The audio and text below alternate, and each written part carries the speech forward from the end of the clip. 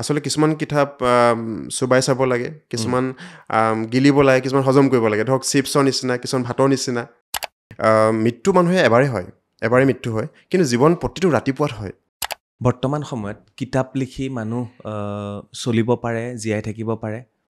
অনুগল্প লিখা নামত কিন্তু বহুতে ক'ব নাপায়, কিন্তু জাবৰো লিখিছে।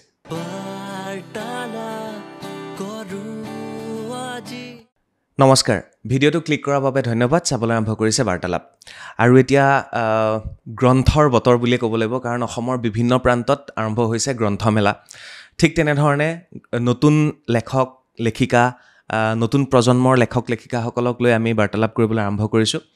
আৰু আজি যিগৰাকী লেখক আমাৰ মাজলৈ আহিছে, তেখেতে ইতিমধ্যে প্ৰায় 19খনকৈ গ্ৰন্থ তেখেতে অসমৰ পাঠক সমাজলৈ আগবঢ়াই দিছে। আৰু তেখেত শিৱসাগৰৰ এগৰাকী যুৱক। তেখেতে আজি বাৰ্তালাপলৈ আহিলে, কিন্তু তেখেতৰ জন্ম 1992 চনৰ 29 ফেব্ৰুৱাৰী তাৰিখে জন্ম হৈছিল। কিন্তু তেখেতৰ আমি জন্মদিনটো প্ৰতি 4 বছৰৰ মূৰে মূৰেহে পাওঁ, কাৰণ তেওঁৰ লিপ ইয়েৰ বৰ্ষত জন্ম হৈছিল। গতিকে তেখেতৰ নাম হৈছে অংকুৰণ আৰ্ফ। তেখেতৰ আৰ্ফটো ছদ্মনাম হয়, অংকুৰণ গগৈ বুলিও আপোনালোকে ক'ব পাৰে। আৰু সকলোৱে পাঠক সমাজে জানে তেখেতক অংকুৰণ আৰ্ফ বুলি। নমস্কাৰ জনাইছোঁ। নমস্কাৰ। আপোনাকো আজি বাৰ্তালাপলৈ এনেদৰে মোক নিমন্ত্ৰণ কৰাৰ কাৰণে আন্তৰিক ধন্যবাদ জনাইছোঁ। ধন্যবাদ। আপুনি অহাৰ বাবে ধন্যবাদ। মই নতুন লেখক বুলি নকওঁ, কাৰণ 19খনকৈ গ্ৰন্থ ইতিমধ্যে আগবঢ়াই দিছে। কেইবাটাও আপুনি পুৰস্কাৰ লাভ কৰিছে, যুৱ লেখকৰ সন্মান লাভ কৰিছে। গতিকে যুৱক হৈ থকা নাই আৰু এতিয়া অভিজ্ঞ, আৰু সেইকাৰণে মই ধন্যবাদ জনাইছোঁ আপোনাক অহাৰ বাবে। আচলতে ময়ো আজি ভগৱানক মা কামাখ্যা দৰ্শন কৰি আহিছোঁ প্ৰথম ৰাতিপুৱা। আৰু আহি পিনি আপোনাৰ বাৰ্তালাপলৈ আহি ইমান মানে এটা অন্তৰত মানে ঐশ্বৰিক এটা আনন্দৰ ভাৱ লাভ কৰিছোঁ, মই বুজাব পৰা নাই। কিন্তু প্ৰথমতে আপোনাক দৰ্শন কৰিছোঁ, আপোনাকো আজি প্ৰথম দেখিছোঁ। আপুনি মোক আন্তৰিকতাৰে নিমন্ত্ৰণ জনালে, ভাইটি হিচাপে মাতিছে, ইমান ধুনীয়া এখন পবিত্ৰ মঞ্চ উপহাৰ দিছে মোক। সেয়ে বাৰ্তালাপৰ সমূহ কৰ্মকৰ্তা আপোনাক ভগৱানৰ চৰণত প্ৰাৰ্থনা জনাইছোঁ যাতে আপোনাৰ সকলো দীৰ্ঘায়ু হয়। ধন্যবাদ। আৰু অংকুৰণৰ পিতৃ সন্মুখত বহি আছে, আৰু তেখেতো থাকিব আমাৰ লগত, আৰু পুত্ৰৰ এই সফলতাৰ অনুভৱ তেওঁ আজি কৰিব নিশ্চয়। আপুনি বহক, ভাল লাগিব শুনি।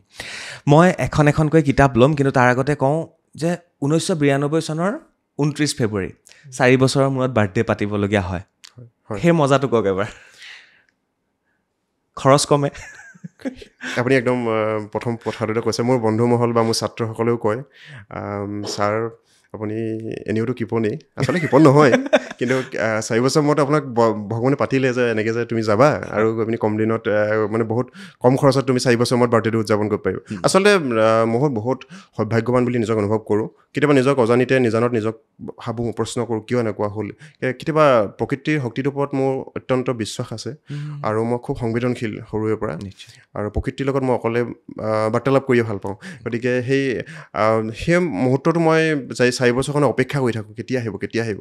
যেতিয়া নাহে আন বছৰসমূহত মই 16 ফাগুনটো ধৰোঁ। ফাগুনত জন্ম হোৱা মানুহ ভাল লাগে অসমীয়া। তেতিয়া বাকী 3টা বছৰ মানে ফাগুনৰ 16 তাৰিখটো ধৰোঁ। তেনেকুৱা খুব সুন্দৰ মানে অপেক্ষা কৰি থকাৰ যিটো আনন্দ 4 বছৰ মূৰত আহিব। সেয়ে মই ভগৱানক ইণ্টাৰেষ্টিং ন, লিপ ইয়েৰ বৰ্ষত জন্ম হোৱা, 29 ফেব্ৰুৱাৰীত জন্ম হোৱা। সেইটো ভগৱানৰে কিবা এটা হয়, নহ'লে প্ৰাকৃতিক কিবা এটাতো হয়, আছে কিবা এটা নিশ্চয়। পঢ়িছেনে ক'ৰবাত আপুনি এই বিষয়ে? এই বিষয়ে মই যিমান দূৰ সম্ভৱ হয় পঢ়াটো বিচাৰিছোঁ, কিন্তু মই ইমান চকুত পৰা নাই। মানে কাৰণ এই হয়তো কিবা দাৰ্শনিক কিছুমান কথা থাকিব, সেই অধ্যয়নৰ সেই লাইনত মই কৰা নাই এতিয়ালৈকে। কিন্তু দাৰ্শনিক কথা বা মানে জীৱনগত অন্যান্য প্ৰসংগসমূহ ইয়াত আহিব। নিশ্চয় আমাৰ জীৱনৰ ওপৰততো নিশ্চয় গ্ৰহ নক্ষত্ৰ বা দৈৱ শক্তিৰ কথা বিশ্বাস কৰিবই লাগিব। গতিকে সেইবিলাকৰ আধাৰতে নিশ্চয় কিবা এটা বিশেষ কাৰণত হয়তো মোক ৰাখিছে কিজানি সময়ৰ ওপৰত বিশ্বাস। সময় আৰু সেই সময়ৰ বাবে হয়তো আজি আমি ইয়াত পালোহি। মই তেখেতৰ এখনকৈ কিতাপ আপোনালোকৰ মাজলৈ লৈ যাম, আৰু এইবাৰ গ্ৰন্থমেলাত নিশ্চয় আপোনালোকে এই কিতাপসমূহ তেওঁৰ বিচাৰিবলৈ চেষ্টা কৰিব। তাৰ আগতে সুধি থওঁ, স্বীকৃতি, বিভিন্ন স্বীকৃতি পোৱা হৈছে, যুৱ লেখকৰ পৰা আৰম্ভ কৰি চৰকাৰৰ অনুদান 50,000 টকালৈকে। কওকচোন স্বীকৃতিসমূহ কেনেকৈ? আচলতে মই কোনোদিন মই গীতাৰ মই কৃষ্ণক ভাল পাওঁ কৃষ্ণৰ সংস্কৃতিক মই মানো অন্তৰৰ পৰা সেই গীতাত কোৱাৰ দৰে নিষ্কাম কৰ্মৰ ওপৰত মই সদায় গুৰুত্ব দি আহিছোঁ আৰু মই সদায় বিচাৰোঁ যে মই কাম কৰি যাম কোনোদিন মই ইয়াৰ ফল নিবিচাৰোঁ কিন্তু স্বীকৃতি নিঃসন্দেহে মানুহক আগুৱাই যাবলৈ উৎসাহ দিয়ে প্ৰেৰণা দিয়ে মোৰ জীৱনলৈও মই সৰুতেই মই ৰাইজৰ আশীৰ্বাদ পাইছোঁ মৰম পাইছোঁ আৰু বিভিন্ন দল সংগঠন বা বিভিন্ন ধৰণৰ অনুষ্ঠানৰ পৰা মই স্বীকৃতি লাভ কৰিছোঁ স্বীকৃতিসমূহ বিশেষভাৱে সদৌ অসম কবি সন্মিলনৰ অৱনী চক্ৰৱৰ্তী বঁটা অসম সাহিত্য সভাৰ যুৱ সাহিত্য বঁটা অসম চৰকাৰৰ লেখক সম্বৰ্ধনা গোলাঘাটৰ ইন্দ্ৰেশ্বৰ বৰা স্মাৰক বঁটা পাঠশালা সাহিত্য সভা বঁটা দিছপুৰ সাহিত্য সভা বঁটা আৰু এতিয়া শেহতীয়াকৈ ঘোষণা কৰা বন্ধু চাকি বঁটা এই বঁটাসমূহ মই লাভ কৰিছোঁ যথেষ্ট চহকী আপোনাৰ লেখা মেলা হয় নিশ্চয় তাৰপিছতে আহিম পঢ়া শুনালৈ জন্ম বাৰু শিৱসাগৰত আৰু শিক্ষকতা কৰি আছে বৰ্তমান পিতৃও এগৰাকী শিক্ষক আছিল বৰ্তমান অৱসৰপ্ৰাপ্ত আৰু তেখেতে ব্যক্তিগত এখন বিদ্যালয়ত অসমীয়া বিভাগৰ এগৰাকী শিক্ষক ক'ত পঢ়ায় আপুনি মই শিৱসাগৰৰ চামগুৰি মোৰ খুব জন্মস্থান খুব মোৰ উপজা ভূমি খুব ভাল লাগে তাতে মই হাইস্কুলীয়া জীৱন পাৰ কৰিছিলোঁ চামগুৰি হাইস্কুলত আৰু এতিয়া মই তাৰে ওচৰতে থকা ব্যক্তিগতখন এখন শিক্ষানুষ্ঠান অত্যন্ত জনপ্ৰিয় নীলাক্ষী মেমৰিয়েল একাডেমি তাতে মই অসমীয়া বিষয় শিক্ষক হিচাপে শিক্ষকতা কৰি আছোঁ হয় লেখা মেলা কৰিবলৈ সময় ওলাই ব্যস্ত অত্যন্ত ব্যস্ত কাৰণ আপুনি জানে শিক্ষকতা কৰাৰ পিছত ছাত্ৰৰ বা অভিভাৱকৰ বহুত কথা থাকে আৰু সেইখিনি কথা আমি ৰক্ষা কৰিবলৈ চেষ্টা কৰোঁ যিমান দূৰ পাৰোঁ মই কোনোদিন মই অসমীয়া বিষয় শিক্ষক হিচাপে মই ছাত্ৰ ছাত্ৰীক সদায় অসমীয়া ভাষাটোৰ প্ৰতি আকৰ্ষিত কৰিবলৈ শুদ্ধকৈ লিখিবলৈ শুদ্ধকৈ ক'বলৈ আৰু জীৱনত যিমান দূৰ সম্ভৱ হয় অসমীয়া ভাষাটোক কঢ়িয়াই লৈ যাবলৈ প্ৰাণৰ মমতাৰে আন্তৰিকতাৰে আঁকোৱালি লৈ মই সেইখিনি ক্ষেত্ৰত এজন বিষয় শিক্ষক হিচাপে ছাত্ৰ ছাত্ৰীৰ মনত ছাত্ৰ ছাত্ৰী বয়সতে মই দায়বদ্ধভাৱে ৰোপণ কৰিব বিচাৰোঁ অসমীয়া ভাষা সাহিত্যৰ প্ৰতি যিটো দায়বদ্ধতা ভাষাটো ধ্ৰুপদী ভাষা লাভ কৰিছে ইতিমধ্যে গতিকে আমাৰ কৰিবলগীয়া যথেষ্টখিনি আছে গতিকে মই ছাত্ৰ ছাত্ৰীৰ মাজত থাকি ভাল পাওঁ আৰু ছাত্ৰ ছাত্ৰীয়ে মোৰ আন্তৰিকতাৰে মোক ভাল পায় আৰু ছাত্ৰ ছাত্ৰীৰ মাজত মই সেইটো বিচাৰি পাওঁ যিটো মই অন্তৰৰ পৰা বিচাৰোঁ আচলতে আপোনাৰ ছাত্ৰ ছাত্ৰীয়ে আপোনাৰ কিতাপ নিশ্চয় পঢ়ে মই প্ৰচণ্ড আশাবাদী নৱপ্ৰজন্মক লৈ নতুন প্ৰজন্মক বহুতে বহুত কথা কয় কিন্তু অসমীয়া ভাষাটো আজি আপোনালোকে দেখিছে বিভিন্ন গ্ৰন্থমেলা অনুষ্ঠিত হয় শিৱসাগৰৰ গুৱাহাটীত লাখ লাখ কিতাপ বিক্ৰী হয় ৰেকৰ্ড হয় গ্ৰন্থসমূহ ক'লৈ যায় যদি বিক্ৰী নহয় না মানুহে পঢ়ে নতুন প্ৰজন্মক দোষ দিলে নহ'ব খালি নতুন প্ৰজন্মক শিক্ষকে হওক অভিভাৱকে হওক সমাজে হওক প্ৰজন্মৰ ওচৰলৈ আমাৰ যিবিলাক কিতাপ বিভিন্ন বিষয়ৰ সাহিত্য হওক বা অন্যান্য প্ৰসংগৰ পুথিসমূহ বা গ্ৰন্থসমূহ আমি তেওঁলোকৰ ওচৰলৈ লৈ যোৱাৰ দায়িত্ব আছে আমাৰ তেওঁলোকক পৰিচয় কৰি দিয়াৰ প্ৰয়োজন আছে কাৰণ নতুন শিশু এটা বা নতুন প্ৰজন্মই পটককৈ নাজানিব যে কোনটো বিষয়ত কি পঢ়িলে ভাল হ'ব তেওঁলোকক দেখুৱাই দিব লাগিব আমাৰ দায়িত্ব আছে গতিকে মই আশাবাদী নতুন প্ৰজন্মই কেৱল মোৰ কিতাপেই নহয় সকলো প্ৰায় লেখকেইটা আমাৰ বিভিন্ন ধৰণৰ লেখক জনপ্ৰিয় হৈ উঠে হঠাৎ আৰু তেওঁলোকক উপন্যাস ইমান ৰেকৰ্ড ভাঙি পিনি মানে আপুনি জানেই কাৰণ কেনেকৈ মানে পাঠকে আঁকোৱালি লৈছে গতিকে তেনেস্থলত আমাৰ নতুন প্ৰজন্মই যে কিতাপ নপঢ়ে আপুনি কেনেকৈ ক'ব খালি তেওঁলোকৰ আকৰ্ষিত হ'ব পৰাকৈ তেওঁলোকৰ মনোজগতত ক্ৰিয়া কৰিব পৰাকৈ লেখকে কলাত সাজ বঢ়াব লাগিব লিখিব লাগিব আৰু শিক্ষক হিচাপে লেখক হিচাপে তেওঁ দুটা কাম কৰি আছে সেইকাৰণে ভাল লাগিছে ইফালে লিখি আছে আৰু শিক্ষকতা কৰি আছে আৰু শিক্ষকতা কৰি ছাত্ৰ ছাত্ৰীক কিতাপৰ প্ৰতি আকৃষ্ট কৰিবলৈ চেষ্টা কৰিছে এইটো এটা খুব ভাল কথা আৰু শিক্ষকে কিতাপ সঁচাকৈ লিখিব লাগে নহ'লে লিখিব কোনে সেইটোতো হয় কাৰণ আৰু আজিৰ তাৰিখততো আপোনালোকে আমাৰ কলেজ যিবিলাক চৰকাৰী কলেজ অন্যান্য বিশ্ববিদ্যালয় হওক বা মহাবিদ্যালয় হওক এইবিলাকতো যিসকল প্ৰবক্তা আছে বা অধ্যাপক আছে অধ্যাপিকা আছে তেখেতলোকেতো পাঠ্যক্ৰমৰ উপৰিও অন্যান্য প্ৰসংগ উপন্যাস গল্প ভ্ৰমণ কাহিনী কবিতা ৰচনা কৰি থাকে আৰু নিঃসন্দেহে আমাৰ অসমীয়া ভাষা প্ৰাক সংখ্যক যুগৰ পৰা আজিলৈকে যিটো ইমান সোণোৱালী এটা অধ্যায় যাত্ৰা কৰিছে ই গৌৰৱপূৰ্ণ এটা যাত্ৰা গতিকে অসমীয়া শিক্ষকে বা অন্যান্য বৃত্তিৰ বিষয়ৰ লোকসকলেও লিখে ডাক্তৰে লিখে ইঞ্জিনিয়াৰে লিখে বিভিন্ন ক্ৰিকেটাৰ বা অন্যান্য বিভিন্ন প্ৰসংগৰ লেখকসকলে যে অকল শিক্ষক বা শিক্ষকতা লাইনৰে হ'ব লাগিব কথা নাইতো কিন্তু গতিকে আমাৰ খালী কথা হ'ল কি লিখাৰ লগতে সমান্তৰালকৈ পাঠক সৃষ্টিত গুৰুত্ব দিব লাগিব লেখক যিমান বৃদ্ধি হৈছে কোৱা হয় কিন্তু পাঠকটো লাহে লাহে কমিছে বুলি অভিযোগ আপুনিও জানে শুনিছে গতিকে আমি অসমীয়া ভাষাটো জীয়াই ৰাখিবৰ কাৰণে সাহিত্যক জীয়াই ৰাখিবৰ কাৰণে আমি পাঠক শুদ্ধ 100%তকৈও সুন্দৰ ৰূপত মানে ইয়াক পাঠক বৃদ্ধি কৰিব লাগিব পাঠকো লাগিব লেখকো লাগিব আপোনাৰ বাবে এখন কিতাপ কি হয় মোৰ বাবে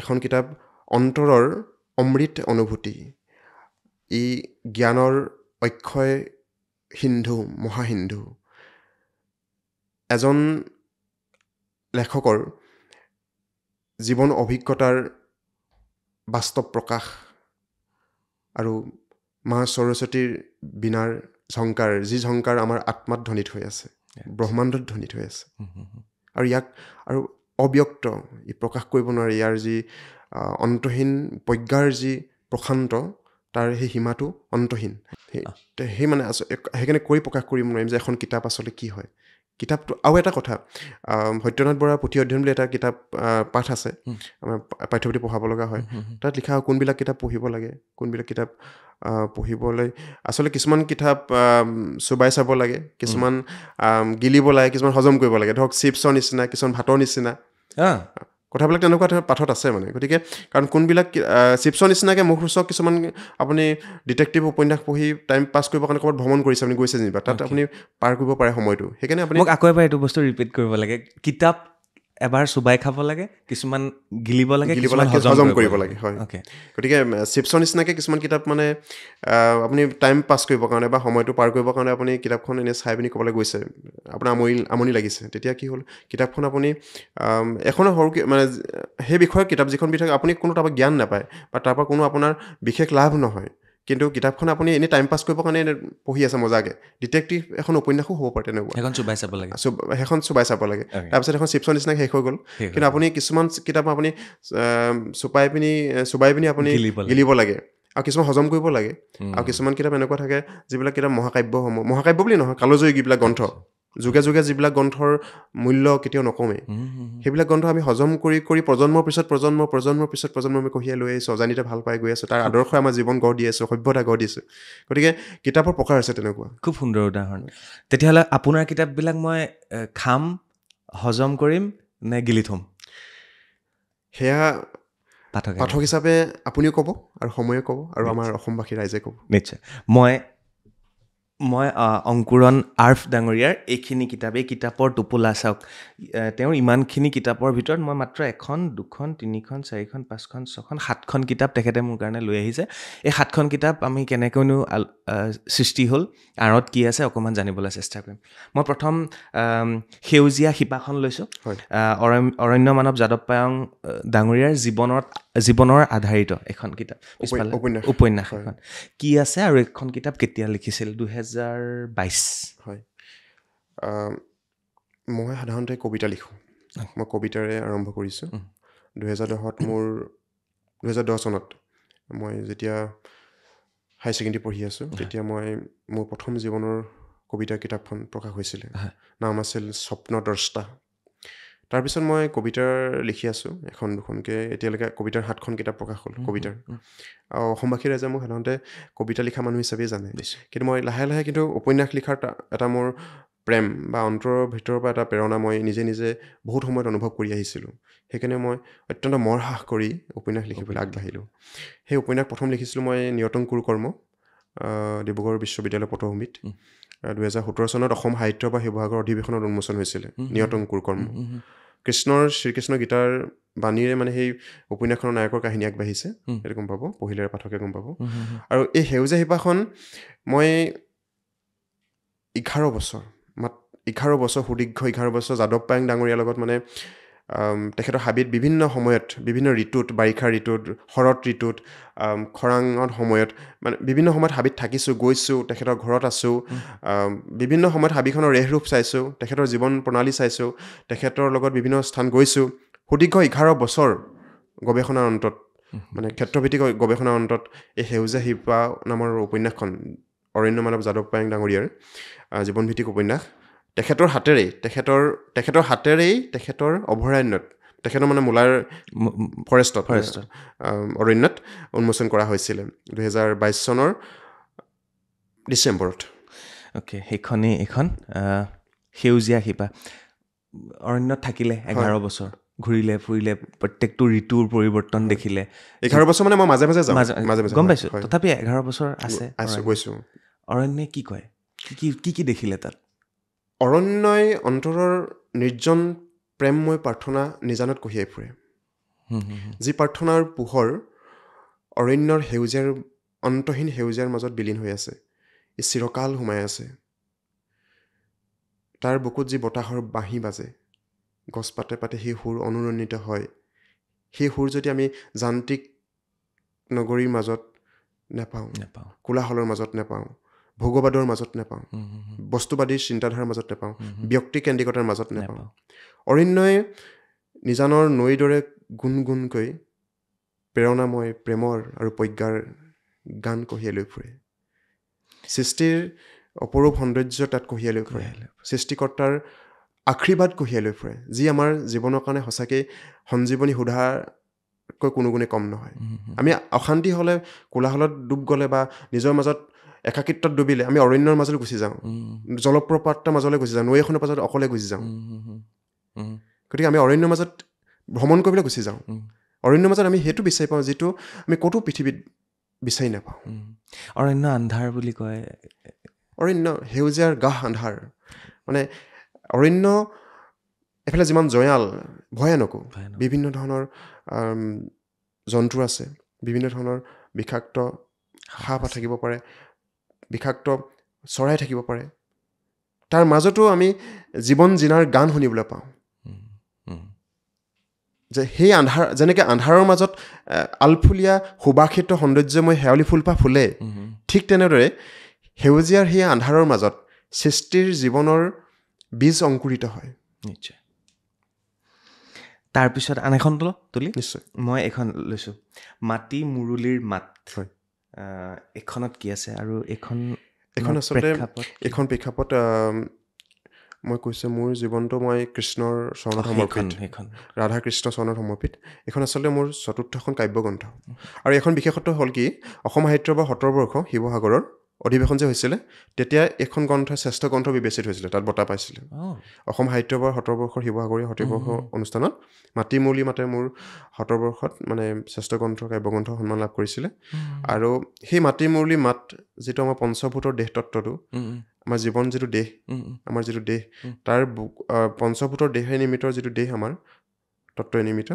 সেই তাৰ মাজত যিটো সনাতন সুৰ বাজি আছে আপুনি মই কথা কৈ আছোঁ আজি আমাৰ বতাহত সুৰ আছে নৈ বুকুত সুৰ আছে আকাশত সুৰ আছে মাটিত সুৰ আছে পানীত সুৰ আছে সেই সুৰেতো আমি বাজি আছোঁ সুৰে সুৰম্য হৈ গতিকে সেই সুৰৰ যিটো প্ৰকাশ কৰিব নোৱাৰা অত্যন্ত সুন্দৰ সুৰ অনিন্দ সুন্দৰ সুৰ যিটো কৃষ্ণ মুৰুলিৰ লগত তুলনা কৰিব পাৰি আমাৰ আত্মাত ধ্বনিত হৈ আছে মই দুটা বেলেগ প্ৰশ্ন সোধোঁ হয় এইখনক ৰিলেট কৰি যিহেতু কৃষ্ণ আপুনি ভাল পায় বা কৃষ্ণৰ বিষয়ে পঢ়িছে কৃষ্ণৰ বাঁহীটোৱে কি কয় একচুৱেলি আমাক কৃষ্ণ দুৰ্দান্ত প্ৰেমিক আছিলে কৃষ্ণ প্ৰচণ্ড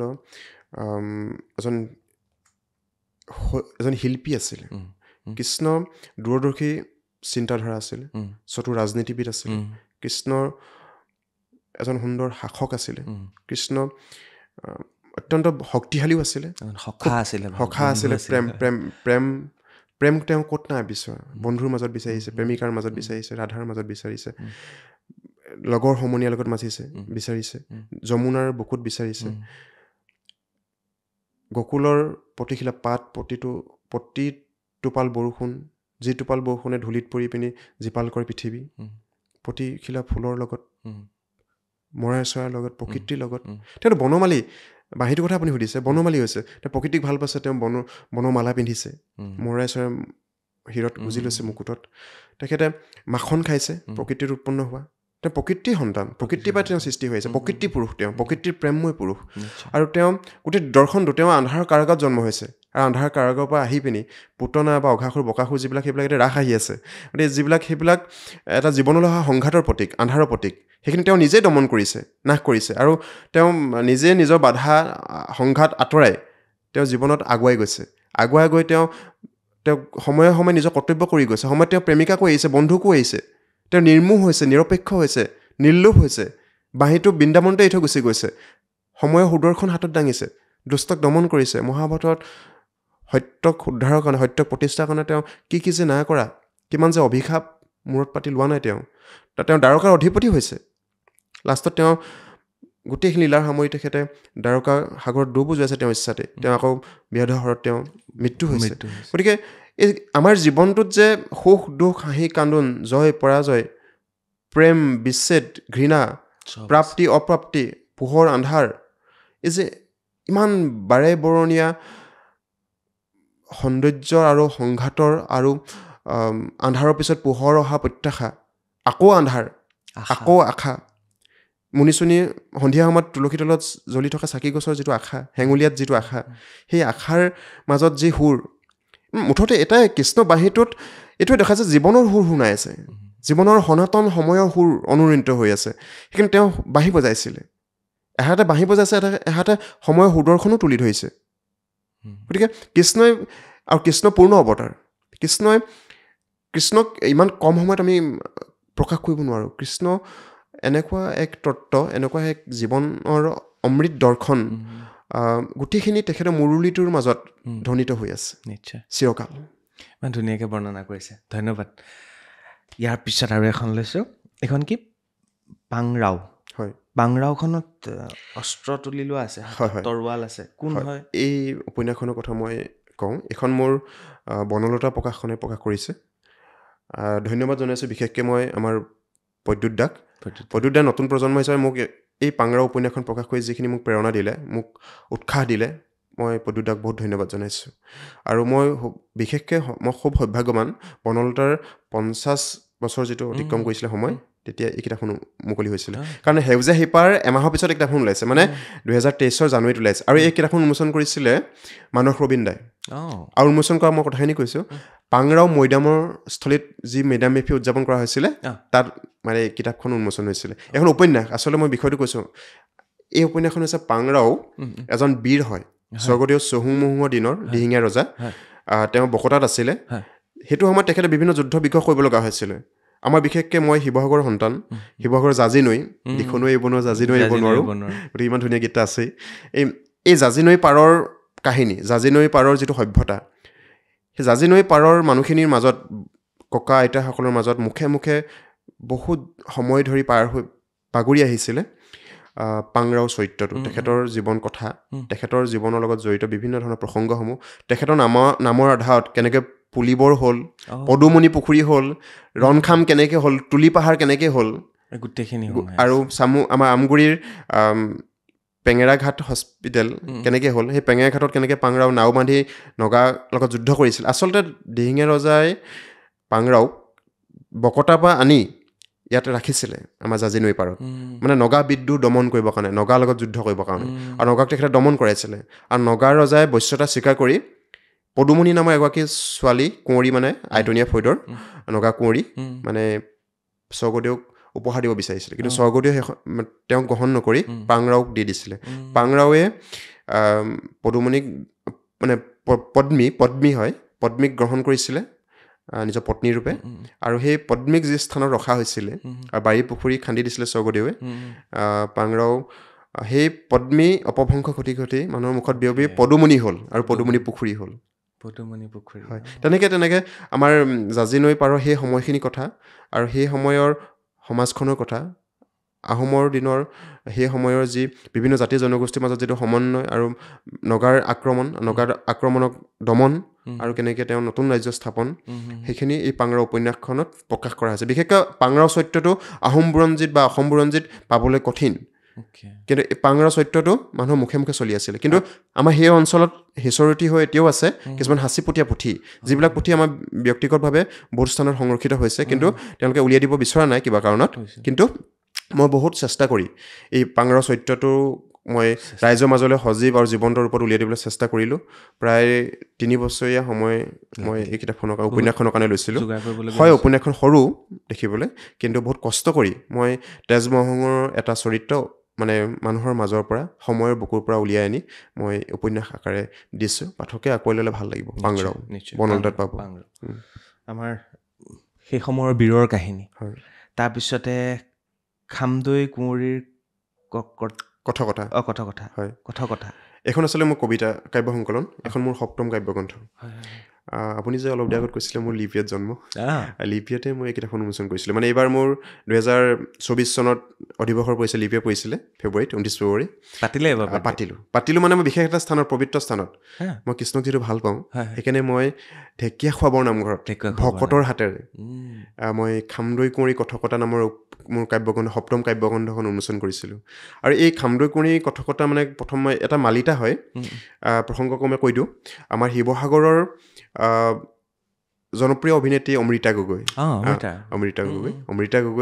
মোৰ সমান বয়সৰে অমৃতা গগৈ গাঁওখন জন্মগাঁও এই অমৃতা গগৈ গাঁওখন খৰাগড় এই খৰাগড় যিটো আছে খৰাগড় তাতে উল্লেখ হৈ আছে খৰাগড় নামটোতে সোমাই আছে তাত মানে সেই খৰাগড়টো কেনেকৈ সৃষ্টি হ'ল আৰু খেমদৈ নামৰ সেই কুঁৱৰীগৰাকীয়ে কেনেকৈ খৰাগড়টোৰ সৃষ্টি তেখেতে যোগেদি কৰালে খেমদৈৰ পৰা খামদৈ হ'ল আচলতে খামদৈ তাত লিখাই আছে খাম মানে সোণ দৈ মানে পাহি টাই শব্দ আচলতে সোণপাহি নামৰ সোণপাহি ছোৱালী এজনী মানুহৰ জনশ্ৰুতিত কিংবদন্তি হিচাপে প্ৰচলিত হৈ আছিলে যেনেকৈ মই পাংৰক উদ্ধাৰ কৰিছিলোঁ মানে খামদৈকো মই উদ্ধাৰ কৰিছিলোঁ আৰু এই খামদৈ কুঁৱৰী কথকতা মই কাব্যৰূপ দিছিলোঁ এটা কবিতা সেইকাৰণে ৰাইজে কবিতাটোকো মৰম দিছে ভাল লাগিছে এটা কবিতা নহয় সেইটো কেইবাটাও কবিতা আছে ইয়াত আমাৰ কইনাকন্দা শিল বুলি এটা কবিতা আছে তেনেকৈ আৰু বিভিন্ন ধৰণৰ কবিতা আছে ইয়াত কিন্তু নীলিম দাই ইয়াত কলম লিখিছে ইয়াত হয় একেবাৰে চুটি কবিতা এটা শুনিম আমি দেই শুনিম মই লাষ্টত শুনিম ঠিক আছে তাৰপিছত আহিলে সোণৰ হৰিণ নাথাকে জানকী হয়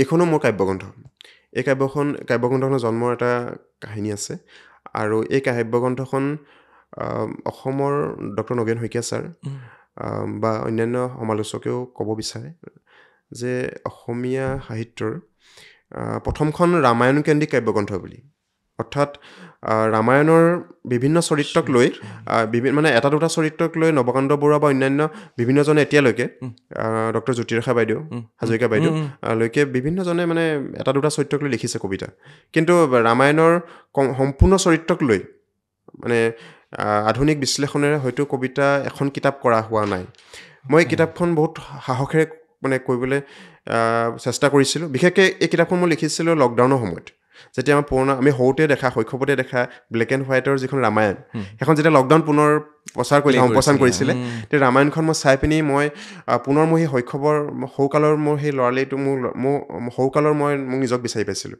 আৰু তাৰপিছত মই যেতিয়া মই কৈছোঁ কৃষ্ণক ভাল পাওঁ বা ৰামক ভাল পাওঁ কাৰণ কৃষ্ণ ৰাম পৰম আত্মাৰ যি তত্ত্ব এই দৰ্শনৰ লগত মই নিজক মানে ভাল লাগে নিজক বিচাৰি গতিকে ৰামৰ যোগেদি কৃষ্ণৰ যোগেদি যিখিনি কথাখিনি ক'ব বিচাৰিছিলোঁ কিন্তু সেইকাৰণে মই ভাবিলোঁ এই চৰিত্ৰবোৰ লৈ যদি পুনৰ নিৰ্মাণ কৰা যায় পুনৰ যদি কবিতাৰ ৰূপত যদি প্ৰতিটো চৰিত্ৰৰ যোগেদি কিছুমান নতুন কথা ক'ব পাৰি নেকি চেষ্টা কৰিব পাৰি নেকি কৰিব পৰা যায় নেকি এটা মই চেষ্টা কৰিছিলোঁ লকডাউনৰ সময়ত আৰু কিতাপখন মই লিখি ৰাম নৱমীৰ পৰা লিখিছিলোঁ ৰাম নৱমীৰ পৰা লিখি সুদীৰ্ঘ প্ৰায় লকডাউনৰ সময় গোটেই সময়খিনি লিখা হ'ল লিখাৰ পিছত ডক্টৰ নগেন শইকীয়া ছাৰ পাতনিটো তাত লিখিছে তাত মানে তাত কৈছে কথাখিনি লিখি পিনি মই সামৰণি মাৰিছিলোঁ এখন যাদৱ পায়েং ডাঙৰীয়াই উন্মোচন কৰিছিলে লকডাউন যেতিয়া শেষ হৈছিলে 2020 চনত তেখেতে অৰণ্যৰ মাজত এখন উন্মোচন কৰিছিলে আৰু ইয়াত ৰামায়ণৰ কেইবাটাও চৰিত্ৰৰ ওপৰতেই কাব্যগ্ৰন্থখন হৈছে সঁচাকৈ ভাল লাগিছে তেখেতৰ লগত কথা পাতি আৰু এইখন কিতাপৰ কথা ইতিমধ্যে আমি ক'লোৱে ৰামায়ণৰ প্ৰত্যেকটো চৰিত্ৰ ইয়াত উপস্থাপন কৰা হৈছে আৰু কবিতাৰ আকাৰে আপুনি শুনাব লাগিব কৃষ্ণটোকে শুনিম নিশ্চয় কৃষ্ণৰ চৰিত্ৰটোৰ বিষয়ে নিশ্চয় কৃষ্ণ চৰিত্ৰক লৈ এটা কবিতা মই শুনাম নিশ্চয় এইখন মই থওঁ এতিয়া এইখন ৰাখিছোঁ ইয়াৰ পিছতে লৈছোঁ কিছু সময়ৰ পিছত কি হ'ব কিছু সময়ৰ পিছত অংকুৰণ আৰ্ফ ডাঙৰীয়াই কৈছে কিছু সময়ৰ পিছত কি হ'ব তাতে অকণ পঢ়ি দিওঁ দিয়ক প্লিজ কিছু সময়ৰ পিছত কি হ'ব এই কিতাপখনো মই ঢেকীয়াখন অংশত উন্মোচন কৰিছিলোঁ কবিতা কিতাপে মোক এখন ভকতে উন্মোচন কৰিছিলে কিছু সময়ৰ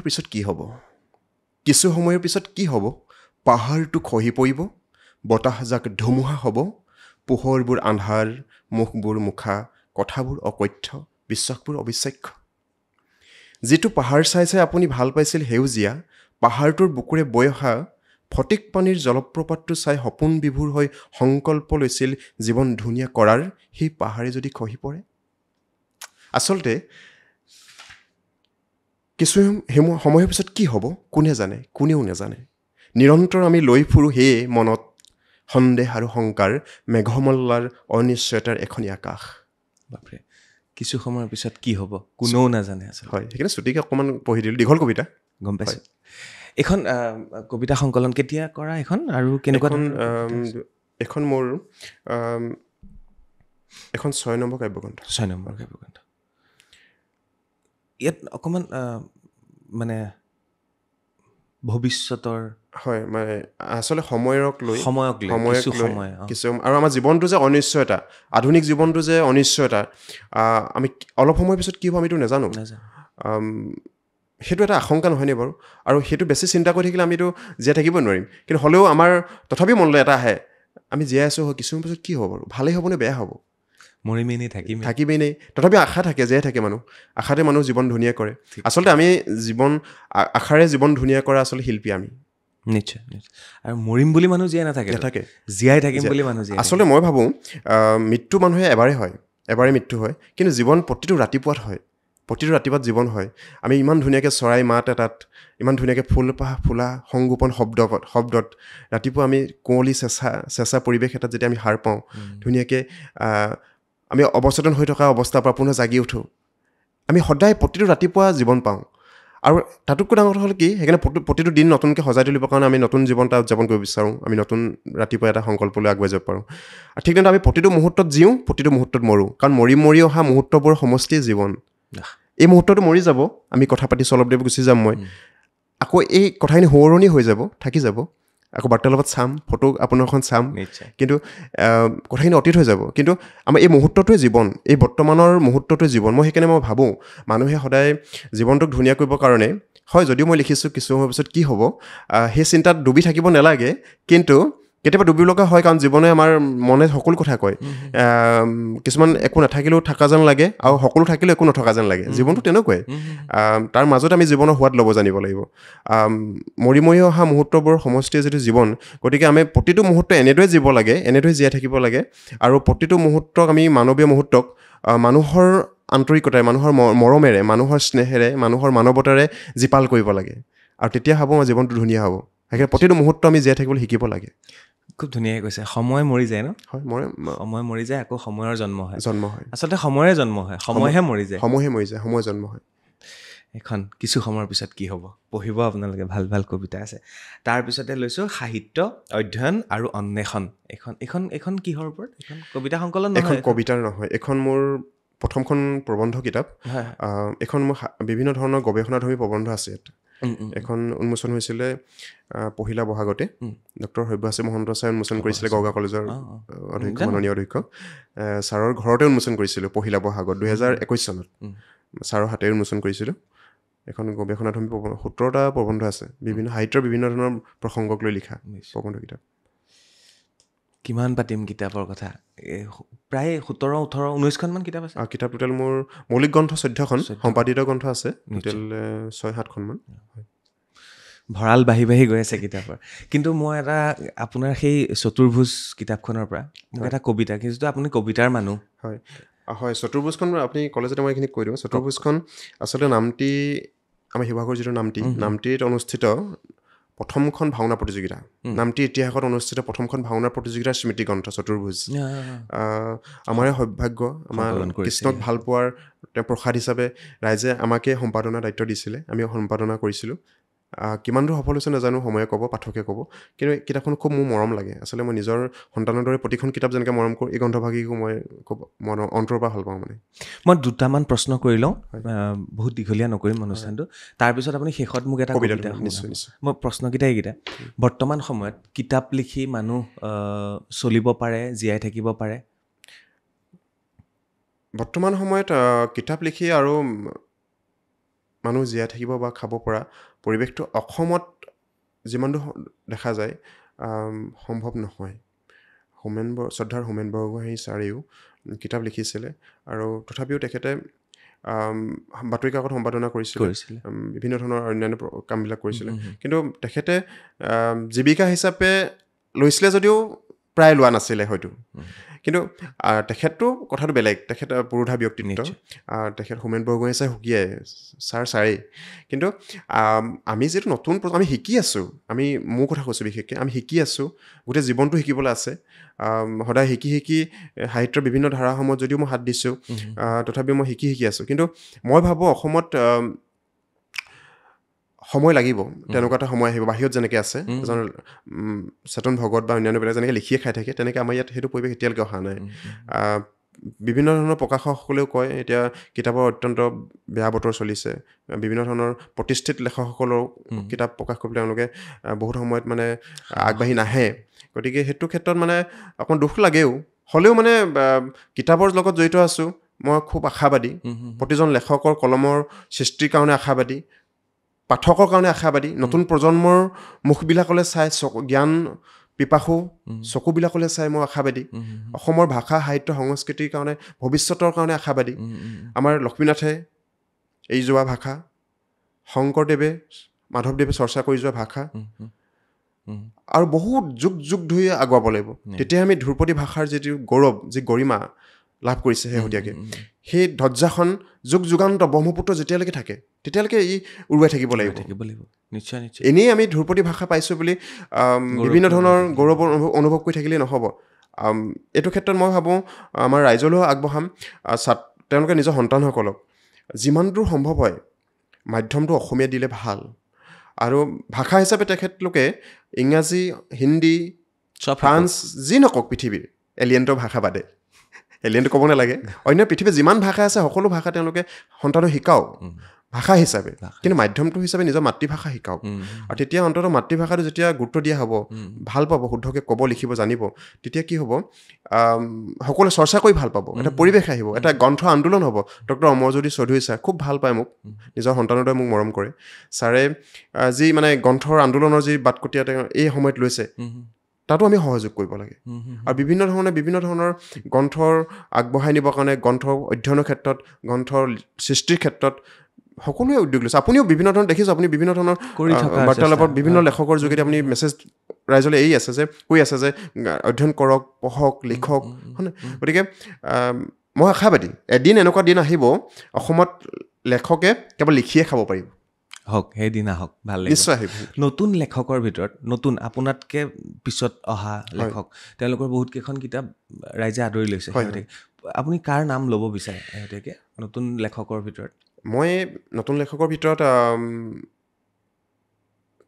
কিতাপটো প্ৰায় পঢ়িছোঁৱেই, কিন্তু ভালো লাগে।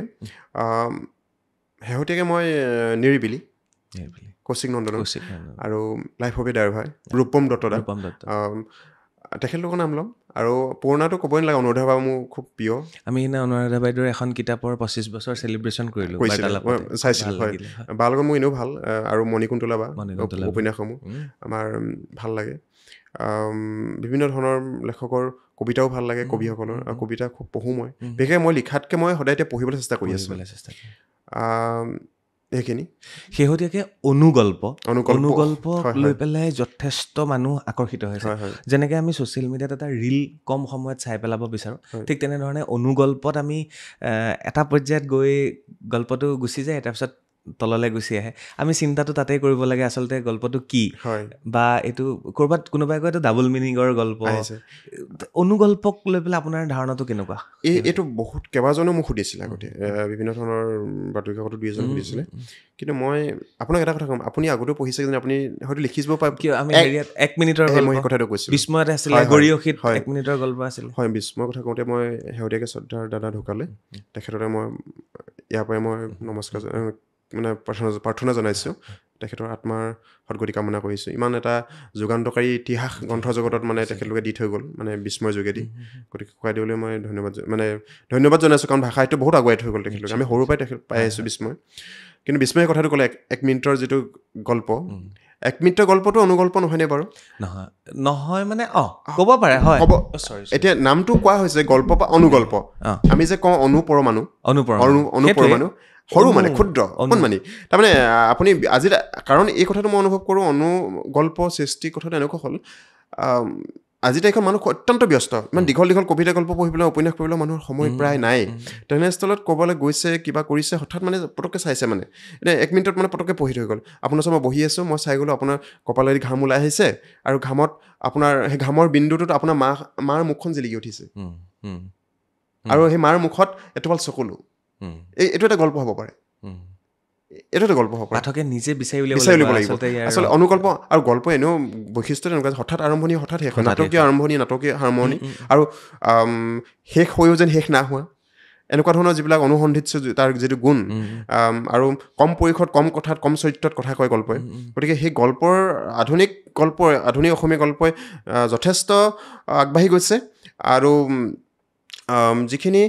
গল্পৰ ধাৰা আৰু অসমীয়া বৰ্তমান যিসকল গল্পকাৰ নতুন প্ৰজন্মই হওক আৰু পুৰণাই হওক অত্যন্ত পৰীক্ষা নিৰীক্ষাৰ মাজে আগবাঢ়িছে গতিকে অসমীয়া গল্পৰ ক্ষেত্ৰত অত্যন্ত এটা ভাল দিন আহিছে আমাৰ অসমীয়া সাহিত্যলৈ কিন্তু অনুগল্প মই আদৰণি জনাইছোঁ মই অনুগল্পক মই কেতিয়াও ঋণাত্মকভাৱে কথা নকওঁ কাৰণ মই আদৰণি জনাইছোঁ অনুগল্পৰ চৰ্চা কৰিছে অনুগল্প লিখিছে পাঠকে আদৰি লৈছে লেখকে লিখিছে ভাল হৈছে কিন্তু অনুগল্প লিখা নামত কিন্তু বহুতে ক'ব নাপায় কিন্তু জাবৰো লিখিছে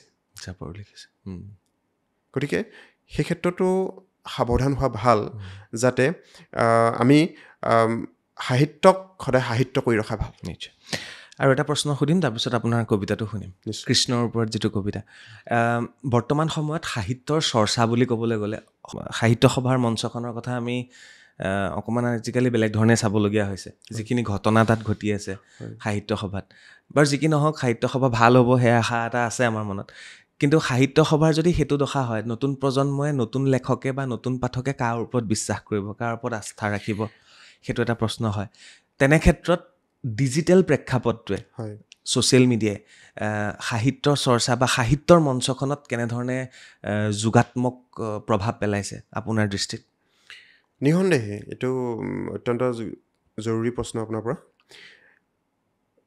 এই কথাটো সাহিত্য সভা নীলিম দাই আজি কেইদিনমান আগত কথা এটা কৈছে যে আপুনি পাইছে কিজানি যে সাহিত্য সভাই এতিয়া হিংসা দেশ ষড়যন্ত্ৰ এইবিলাকে সাহিত্য বা সৃষ্টি কৰে সাহিত্য সৃষ্টি নকৰে যোনে কিতাপেই লিখা নাই এখনো নকওঁ আৰু ক'বতো নাযাওঁ কিন্তু সাহিত্য বা সাহিত্যিক সৃষ্টিৰ কাৰণে সাহিত্য সভাৰ প্ৰয়োজন নাই কবিৰ সৃষ্টিৰ কাৰণে কবি সন্মিলনৰ প্ৰয়োজন নাই মই তেনেদৰে অনুভৱ কৰোঁ সেইকাৰণে মই কবি সন্মিলনে হওক বা সাহিত্য অন্যান্য অনুষ্ঠানেই হওক প্ৰায় নাযাওঁ নোৱাৰিলেহে যাওঁ আৰু মই কোৱা নাই যে মই বিশেষ খুব প্ৰতিষ্ঠিত লেখক বা কিবা এই অৰ্থত মই আপোনাৰ মঞ্চত আহি ক'ব বিচৰা নাই কিন্তু মই ক'ব বিচাৰিছোঁ আমি শিকিছোঁ আমি ছাত্ৰ আমি সাহিত্যৰ ছাত্ৰ আমি শিকি আছোঁ আমি বহুত কৰিব লগা আছে আমি জীৱনত আগুৱাই যাবলৈ আছে বহুত গতিকে কিন্তু এই যে সাহিত্য নামত সাহিত্য বা বহুত ইমান মহান এটা অনুষ্ঠান এটা মহান জাতীয় অনুষ্ঠান আৰু তেনেকুৱা এটা সৰ্ববৃহৎ জাতীয় অনুষ্ঠান অসমীয়া জাতীয় জীৱনৰ বহুত দায়িত্ব আছে নতুন সাহিত্যিকৰ সৃষ্টি নতুন সাহিত্য নিৰ্মাণ আৰু ভৱিষ্যতৰ বাবে অসমীয়া ভাষা সাহিত্য সংস্কৃতিক আগুৱাই নিয়াৰ ক্ষেত্ৰত তেওঁলোকৰ কৰ্তব্য কৰণীয় দায়িত্ব যথেষ্টখিনি আছে তেনেস্থলত তেওঁলোকে এখন আসনক লৈয়ে যদি এনেদৰে খোৱা কামোৰা কৰি থাকে এয়া অত্যন্ত গৰিহণাযোগ্য অত্যন্ত লজ্জাজনক আৰু অত্যন্ত মানে ঘৃণনীয় আৰু ইমান মহান পুৰুষসকলে ইমান মহান এটা পবিত্ৰ এটা ভেটি নিৰ্মাণ কৰি থৈ গ'ল তেনেস্থলত আজি কেইবছৰমানৰ পৰা এই সাহিত্য সভাৰ মাজত কেঞ্চাৰ হ'বলৈ ধৰিছে ভাষা সাহিত্য চৰ্চাৰ নামত কেঞ্চাৰ হ'বলৈ ধৰিছে যিটোৱে নেকি অসমীয়া ভাষাটোক সাহিত্যক ডিঙিত কামুৰি ধৰিছে গতিকে যিটো সময়ত অসমীয়া বিদ্যালয় হেৰাই গৈছে অসমীয়া ভাষা কোৱা মানুহ হেৰাই গৈছে সাহিত্য নপঢ়া হৈছে এইসমূহ উলিয়াই আনি এইসমূহক সজাগ কৰি ৰাইজলৈ জীৱন্ত ৰূপত আকৌ শুদ্ধ ৰূপত সুন্দৰ ৰূপত তেওঁলোকে শৃংখলাবদ্ধভাৱে ৰাইজলৈ কেনেদৰে এৰি দিব লাগিছিলে কেনেদৰে আগুৱাই নিব লাগিছিলে এই ক্ষেত্ৰত তেওঁলোকে ধ্যান দিব লাগিছিলে তেওঁলোকে গুৰুত্ব দিব লাগিছিলে বিশ্লেষণ কৰিব লাগিছিলে দৃষ্টি নিক্ষেপ কৰিব লাগিছিলে কৰা নাই কৰা নামত কৰিছে কিন্তু যিমানটো কৰিব লাগে সিমানটো কোৱা নাই জগত সভালৈ জ্যোতিপ্ৰসাদে তাহানিতে কৈছে অসমীয়া ভাষা সুৱদি অসমীয়া ভাষা মানে জ্যোতিৰূপা হৈ জগত সভালৈ যাব কাহানিকে যাব জগত সভা কোনখন আৰু কেতিয়া যাব প্ৰশ্ন আছে আৰু গতিকে মই অনুৰোধ জনাম নতুন সাহিত্যৰ এজন ছাত্ৰ হিচাপে যে সাহিত্য সভা হওক বা অন্যান্য যিসকল সাহিত্যৰ লগত ভাষাৰ লগত জড়িত অনুষ্ঠান হওক প্ৰতিষ্ঠান হওক ব্যক্তি হওক সকলোৱে আহক আমি একেলগে একগোট হৈ ভাষা সাহিত্য সংস্কৃতিৰ এই সংকট কালত আমি অসমীয়া ভাষাটোক জীয়াই ৰাখোঁ অসমীয়া সাহিত্যক জীয়াই ৰাখোঁ অসমীয়া আইমুখৰ ভাষাটোক জীয়াই ৰাখোঁ অসমীয়া আইক জীয়াই ৰাখোঁ ধন্যবাদ আৰু ছ'চিয়েল মিডিয়াৰ কথা ক'লে নিশ্চয় ছ'চিয়েল মিডিয়া নিশ্চয় যোগাত্মক ইয়াৰ গুণ আছে আৰু চৰ্চা হয় আৰু কিছুমান আছে আৰু অত্যন্ত ধুনীয়া ধুনীয়া গ্ৰুপ আছে আৰু মই সদায় পজিটিভ সদায় ধনাত্মক আৰু নতুন প্ৰজন্মই কলমে নিলিখিলেও কিবা এটাতো লিখিছে হয় কোনোবা কিবা কিবি ঋণাত্মকভাৱে দুই এটা কথা আৰু কোনোবা কলম চুলেই যে সাহিত্য হ'ব সেইটো নহয়তো গতিকে আমি নতুন প্ৰজন্মই লিখিছে আৰু নতুন লেখাৰুৱে লেখকে লিখিছে তেওঁলোকক আমি ঋণাত্মকভাৱে সমালোচনা কৰি মানসিক অশান্তি দিয়াতকৈ সেই লেখকজনৰ সম্ভাৱনাময় থকা লেখকজনক হত্যা কৰাতকৈ তেওঁলোকক সৃষ্টিমূলক এটা বাদ দিবৰ কাৰণে ধনাত্মক এটা কমেণ্ট কৰি তেওঁলোকক আগুৱাই যাবৰ কাৰণে সহায় কৰিবহে লাগে সেইকাৰণে মই ছ'চিয়েল মিডিয়াক ধন্যবাদ দিম কাৰণ তেওঁলোকে বহুত খালি আমি সাৱধান হ'ব লাগে ভাষাৰ প্ৰয়োগৰ ক্ষেত্ৰত শব্দৰ শুদ্ধ লিখিত ৰূপৰ ক্ষেত্ৰত ব্যাকৰণগতৰ যিবিলাক বিশেষত্ব সেইবিলাক শুদ্ধ ৰূপত প্ৰয়োগৰ ক্ষেত্ৰত আমি সচেতন হ'ব লাগিব ধন্যবাদ অংকুৰণ আৰফ ডাঙৰীয়া মই শেষত আপোনাৰ কবিতাটো শুনিম আৰু বিদায় ল'ম যথেষ্ট সময় আৰু এইখিনিতে মই এটা কথা কৈ যাওঁ মোৰ দুখন উপন্যাস শেহতীয়াকৈ আহিব এই উপন্যাস দুখন হ'ব অৰ্জুন ভোগেশ্বৰ বৰুৱা ডাঙৰীয়া তেখেতৰ এতিয়া 91 বছৰ হৈ গ'ল জয়সাগৰ ঘৰখনলৈ তেওঁ পুনৰ উভতি গ'ল তাতে আছে শিৱসাগৰৰ জয়সাগৰ পুখুৰী পাতে ডাঙৰ দীঘল হৈছে তেখেতে গতিকে উত্তৰ পূৰ্বাঞ্চলৰ প্ৰথমজন অৰ্জুন বঁটা বিজয়ী গতিকে ইমান এজন খ্যাতনামা যশস্বী যিয়ে নকওঁ তেজস্বী মানে এজন খেলুৱৈ এজন দৌৰবিদ তেখেতৰ জীৱন আধাৰিত উপন্যাস মই কাম ইতিমধ্যে কৰি আছোঁ সোনকালে প্ৰকাশ পাব অহা বছৰতে আমি তাতে গৈ পেলাই বাৰ্তালাপ কৰিম নামটো দিছোঁ মই তেজস্বী তনয় আৰু নতুন প্ৰজন্মৰ যি আমাৰ মানসিক সংঘাত প্ৰেম আৰু কেৰিয়াৰক লৈ যি টেনশ্যন আৰু ফৌজত চাকৰি পাবৰ কাৰণে যি দৌৰ প্ৰতিযোগিতা আৰু তেওঁলোকৰ পুনৰ হতাশ হয় তেওঁলোকে পোনে ছাকচেছ নহয় চাকৰি নাপায় হতাশ হৈ যায় আকৌ নিজৰ প্ৰেৰণা লৈ নিজে আগবাঢ়ি যায় এই নতুন প্ৰজন্ম এনেকুৱা মানসিক দ্বন্দ্ব লৈ কেৰিয়াৰক লৈ বা নতুন প্ৰজন্মৰ যিটো জীৱন আৰু জীৱিকাৰ যিটো সংঘাত এইখিনিক লৈ এখন মই আকাশ লিখিছোঁ আমি এখন আকাশ লিখিছোঁ মানে কম এতিয়া নামটো এখন আকাশ লিখিছোঁ মানে আমি সকলোৱে আমাৰ আধুনিক জীৱনে কি শিকাইছে আমাৰ অকলশৰীয়া হ'বলৈ শিকাইছে নিঃসংগ হ'বলৈ শিকাইছে হয়নে আমি একেখন আকাশৰ তলতে আছোঁ কিন্তু প্ৰত্যেকে অকলশৰে নিজৰ আকাশখন গঢ়াত নিজৰ আকাশখন বিচাৰি উলিওৱাত ব্যস্ত হৈ আছোঁ গতিকে মই সেইকাৰণে নামটো দিছোঁ অকলশৰীয়া আকাশ নতুন প্ৰজন্ম এখন সকলো দিশ তেজস্বী তনয় আৰু অকলশৰীয়া আকাশ দুখন উপন্যাস আহিব খুব সোনকালে আহিব হয়তো এবছৰমান লাগিব পাৰে আহিব তাকে ৰাইজে আঁকোৱালি ল'লে ভাল লাগিব সোনকালে আহিলে ভাল লাগিব ধন্যবাদ আৰু কবিতাটো শুনাওক নিশ্চয় মই কবিতাটো একদম শ্ৰীকৃষ্ণ যেতিয়া ৰাস আহি আছে ৰাসৰ আগমুহূৰ্তত মই কবিতাটো ৰাইজলৈ আগবঢ়াই দিম আপোনাৰ যোগেদি কবিতাটো নাম আছিল সময়ৰ সুদৰ্শন ঘূৰে এফালে চক্ৰপাণি বহি আছে মই একেতে লৈ আহিছোঁ কালি কৈছে এজনে দাদা তুমি চক্ৰপাণি দাক কথা কৈ চকু পানী উলিয়াই নিদিবা আকৌ চকুপানী বুলি কৈছে বাৰু যি নহওক সময়ৰ সুদৰ্শন ঘূৰে চকুপাণি দা বহি আছে পঢ়ি দিছোঁ সময়ৰ সুদৰ্শন ঘূৰে সনাতনৰ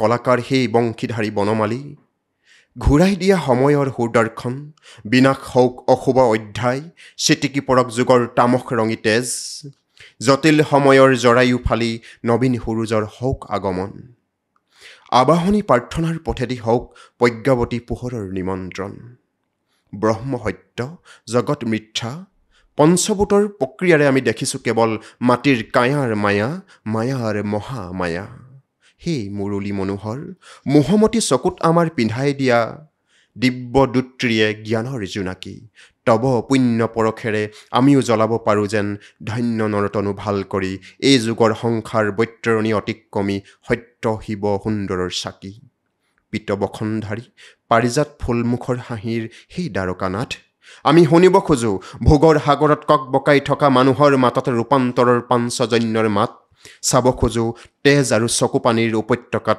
চিৎকাৰ কৰি উঠা মানুহৰ শিলহেন কঠিন কলিজাত এখন বাগিচা য'ত ফুলিব প্ৰেমৰ পাৰিজাত।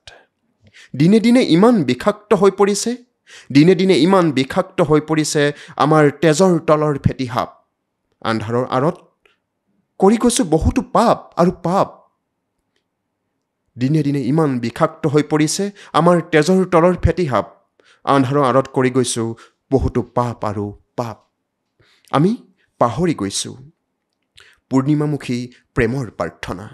আমি পাহৰি গৈছোঁ পূৰ্ণিমামুখী প্ৰেমৰ প্ৰাৰ্থনা, মানৱীয় পৃথিৱীৰ সাতাম পুৰুষীয়া সুৰুজমুখী সভ্যতাৰ সাধনা আৰু সোণবৰণীয়া সংস্কৃতিৰ থাপনা। বিবেক বুদ্ধিৰ বিষ্ণুক পাহৰি ক্ৰমশ হৈ পৰিছোঁ একো একোটা হিংস্ৰ হিৰণ্যাক্ষ। প্লাষ্টিকৰ পৃথিৱীৰ ৰঙীনতাৰ দৌৰত মাতাল হৈ কঁপাই তুলিছোঁ বসুমতীৰ বক্ষ। ঘূৰি আছে ঘূৰি থাকিব, ঘূৰি আছে ঘূৰি থাকিব সময়ৰ সুদৰ্শন। কৈ আছে কৈ থাকিব কেনেকৈ হ'ব লাগে ধন্য ধন্য ভাৰতবৰ্ষত মানৱতাৰ কৰ্ষণ। এয়া আত্মবোধৰ বাটেদি গৈ বিবেক বিষ্ণুৰ উপলব্ধিৰে ৰূপান্তৰৰ বৰাহ অৱতাৰৰ সময়। এয়া আত্মবোধৰ বাটেদি গৈ বিবেক বিষ্ণুৰ উপলব্ধিৰে ৰূপান্তৰৰ বৰাহ অৱতাৰৰ সময়। আমাৰ মনৰ হিংস্ৰ হিৰণ্যাক্ষই ভোগৰ সাগৰত পেলাই দিয়া পুৰাতন প্ৰেমৰ পৃথিৱীক পুনৰ তুলি অনাৰ সময়। আমাৰ মনৰ হিংস্ৰ হিৰণ্যাক্ষই ভোগৰ সাগৰত পেলাই দিয়া পুৰাতন প্ৰেমৰ পৃথিৱীক পুনৰ তুলি অনাৰ সময়। এয়া য়দা য়দা হি ধৰ্মস্য গ্লানি ভৱতি ভাৰত অদ্ভুত্থান অধৰ্মস্য তদাত্মানং সৃজাম্যি সময়। ধন্যবাদ। ধুনীয়া। এণ্ডিং কৰি দিওঁ। ধন্যবাদ অহাৰ কাৰণে। খুব ধুনীয়া লাগিলে আৰু অনুষ্ঠানটো কবিতা গল্পৰ মাজেৰে শেষত কবিতা এটা গায়ো তেওঁ শুনালে, শ্ৰীকৃষ্ণৰ কবিতা আৰু নতুন অৱতাৰ শ্ৰীকৃষ্ণৰ অৱতাৰটোৰ লগত তেওঁ তুলনা কৰিছে আৰু ৰামায়ণৰ বহুত কেইটা চৰিত্ৰক তেখেতে কবিতাৰ ৰূপ দিয়াৰ চেষ্টা কৰিছে। এয়া আছিল অংকুৰণ আৰ্ফ, আচলতে অংকুৰণ গগৈ, কিন্তু সকলোৱে অংকুৰণ আৰ্ফ বুলিয়ে চিনি পায় তেখেতক। আৰু যিসকলে গ্ৰন্থ পঢ়ে, গ্ৰন্থ লিখে, সাহিত্যৰ লগত জড়িত, তেওঁলোকে অংকুৰণ আৰ্ফ ডাঙৰীয়াক নিশ্চয় চিনি পায়, শিৱসাগৰৰ। আৰু তেখেত জন্ম হৈছিল লিপ ইয়েৰ বৰ্ষত, 4 বছৰৰ মূৰত তেখেতৰ বাৰ্থডে আহে। আৰু এইবাৰ আমাৰ বাৰ্তালাপলৈ অহাৰ বাবে ধন্যবাদ। কেনেকুৱা লাগিলে চমুকে কৈ যাওক। বাৰ্তালাপ মোৰ স্বপ্নৰ এটা অনুষ্ঠান, ধন্যবাদ। খুব অনুপম এটা অনুষ্ঠান আৰু সদায় মই চাওঁ আৰু আপোনাক ভাল লাগে। বিশেষকৈ আপুনি হেণ্ডচাম বহুত, ৰাজকে কৈছোঁ। আৰু আপোনাৰ মাতটো বহুত ধুনীয়া। ধন্যবাদ। আৰু আপুনি এনেদৰে সদায় ভালে থাকক আৰু আপোনাৰ পৰিয়াল যি বাৰ্তালাপ আছে, যিটো এটা আন্দোলন কৰিছে এই বিশ্বায়নৰ যুগত, এই যান্ত্ৰিক যুগত বাৰ্তালাপৰ যোগেদি আপুনি বিভিন্ন ক্ষেত্ৰৰ মানুহসমূহক আনি বিভিন্ন ধৰণৰ মহান আৰু তেজস্বী আৰু স্বনামধন্য ব্যক্তিসকলক আনিছে, যিখন এখন মই আজি নমস্কাৰ জনাইছোঁ, কৃষ্ণ জনাইছোঁ, কাৰণ বহুত বিশেষ ব্যক্তি এই আসনখন অলংকৃত কৰিছে। মোকো এনেদৰে আনি পিনি আপুনি সামান্য এটা গাঁৱৰ ল'ৰা, শিৱসাগৰৰ সেই বেলিমখীয়া গাঁওখনৰ উঠি আহিছোঁ, মাটি পানী প্ৰকৃতিক লৈ আহিছোঁ লগত। সেইখিনি কথা ইতিমধ্যে ক'লোৱেই। আপুনি দেউতাক লৈ আহিছে? দেউতাকো লৈ আহিছোঁ। গতিকে দেউতা মোৰ আদৰ্শ, দেউতাৰ মোৰ কাৰণে প্ৰেৰণা। বিয়া বাৰু পাতিলে? নাই পতা। মোৰ মাও মানে ঘৰতে থাকে। মানে ঘৰত কোন কোন আছে? মোৰ আছে মা, দেউতা, ভাইটি, মই ডাঙৰ। সেয়া। আৰু বিশেষকৈ মা দেউতাৰ প্ৰতি মই কৃতজ্ঞ, আৰু মোক ইমান ধুনীয়াকৈ সংস্কাৰখিনি দিলে, যিখিনি মই সৰুৰ পৰাই পালোঁ। গাঁৱত জন্ম হোৱাৰ কাৰণে মই এইখিনি পালোঁ আচলতে। আৰু সেইকাৰণে মোৰ গুৰু, বিশেষকৈ সাহিত্য গুৰু doctor Nagen Saikia sir, Imran Shah sir, তেখেতলোকক মই, আৰু ডক্টৰ সব্যাসাচী মহন্ত ছাৰ, মই বিশেষভাৱে ধন্যবাদ কৃতজ্ঞতা জনাব লাগিব। তেখেতলোকে মোক বিভিন্ন সময়ত আশীৰ্বাদ, বিভিন্ন ধৰণে মোক সহায় সহযোগিতা কৰিছে, আৰু তেখেতলোকক মই ঋণ স্বীকাৰ কৰিবই লাগিব। আৰু বাৰ্তালাপ সদায় অন্তৰৰ পৰা অন্তৰলৈ, আৰু আন্ধাৰৰ পৰা পোহৰলৈ, আৰু প্ৰেমৰ পৰা প্ৰজ্ঞালৈ, আৰু ফুলিব খোজা ফুলপাহৰ যি প্ৰত্যাশা আৰু যি আশা আৰু তাৰ যি সম্ভাৱনীয়তা, তালৈকে বিয়পি থাকক। যুগ যুগান্তৰ ধৰি ইয়াৰ অন্তৰৰ পৰা অন্তৰলৈ সুগন্ধ বাৰ্তালাপৰ বিয়পি থাকক। এটা বাঁহী নিচিনাকৈ পৰ্বতীয়া জুৰি যেনেকৈ জিৰিকে বৈ থাকে, বাঁহী নিচিনাকৈ বৈ থাকে, ঠিক তেনেদৰে এই বাৰ্তালাপৰ কথাখিনিও সদায় মানুহৰ অমৃত অনুভূতি হৈ বৈ থাকক। মই তাকে কামনা কৰিছোঁ। ভালে থাকক। ধন্যবাদ। বিদায় লৈছোঁ আজি। আৰু এনেকুৱা কিতাপক লৈ অনুষ্ঠান খুব কম হয়, আৰু এই অনুষ্ঠানটো খুব মোৰ ভাল লাগিলে। শ্বেয়াৰ কৰিবলৈ নাপাহৰিব পাঠক সমাজে। ধন্যবাদ জ্ঞাপন কৰিছোঁ। কৰো আজি